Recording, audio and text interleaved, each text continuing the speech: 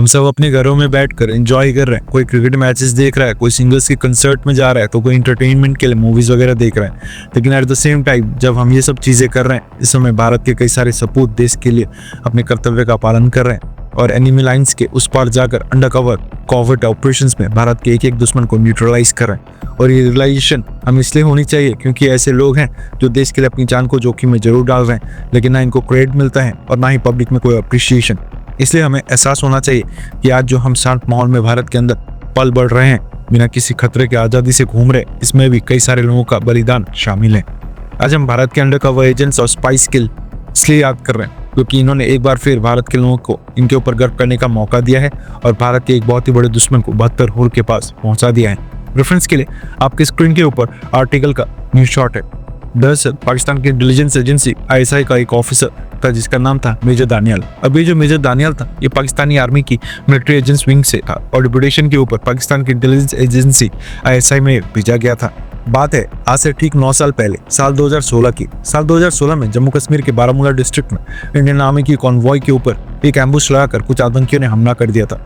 बाद में जब इस हमले की इन्वेस्टिगेशन हुई थी तो पता चला था कि इस हमले में जो आतंकी शामिल था, उनका जो पाकिस्तान के अंदर फैसिलिटेटर था वो यही मेजर दानियाल था। फैसिलिटेटर का मतलब होता है कि ऐसा इंसान जो खुद ही हमले में शामिल नहीं हो, खुद सामने नहीं आता, लेकिन पीछे से बैठकर हमले की प्रॉपर प्लानिंग, हमले के लिए लॉजिस्टिक्स और वेपन्स प्रोवाइड करता है, साथ ही इंटेलिजेंस भी प्रोवाइड करता है और साथ में आतंकियों के लिए सेफ पैसेज भी अरेंज करता है। अभी जो बारामूला डिस्ट्रिक्ट में इंडियन आर्मी की कॉन्वॉय के ऊपर हमला हुआ था, इसकी प्लानिंग, प्लॉटिंग और एग्जीक्यूशन भी इसी मेजर दानियाल ने की थी।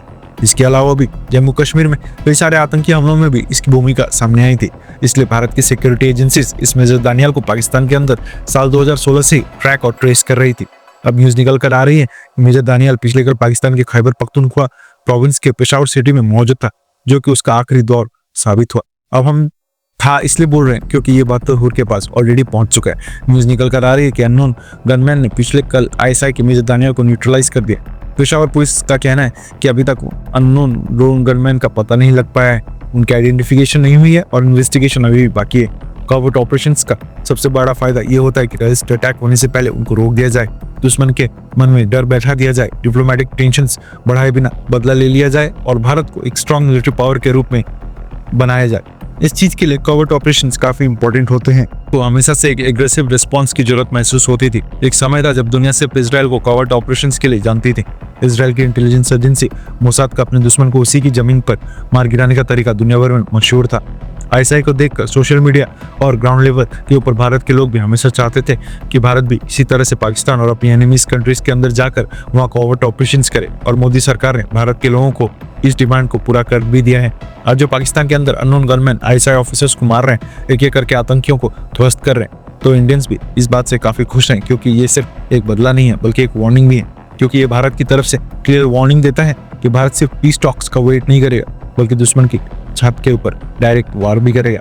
आज की दुनिया में सिर्फ ट्रेडिशनल वॉर्स नहीं होते हैं बल्कि इंटेलिजेंस और कॉवर्ट मिशंस का भी उपयोग किया जाता है। जो देश सिर्फ बॉर्डर के ऊपर लड़ाई करता है वो हमेशा ही डिफेंस मोड में रहता है, लेकिन जो देश दुश्मन के घर के अंदर घुसकर खेलता है वही असली विनर होता है। प्रधानमंत्री मोदी जी ने आने के बाद एक देश के तौर पर भारत का कैरेक्टर अब तेजी से बदल रहा है। हमारी इमेज अब एग्रेसिव होती जा रही है। Canada, Britain, Pakistan, even America के अंदर भी अननोन गनमैन अपना काम कर रहे हैं। भारत ने कॉवर्ट वेयरफेयर का नया मॉडल एडॉप्ट किया है जिसमें हम चुपचाप दुश्मन को खत्म कर रहे हैं और ये स्ट्रेटेजी और भी तेज होने वाली है। क्या आपको ये अप्रोच सही लगता है? क्या भारत को और एग्रेसिव कॉवर्ट ऑपरेशंस करनी चाहिए, हाँ या फिर ना? नीचे कमेंट करके अपनी राय जरूर शेयर करें।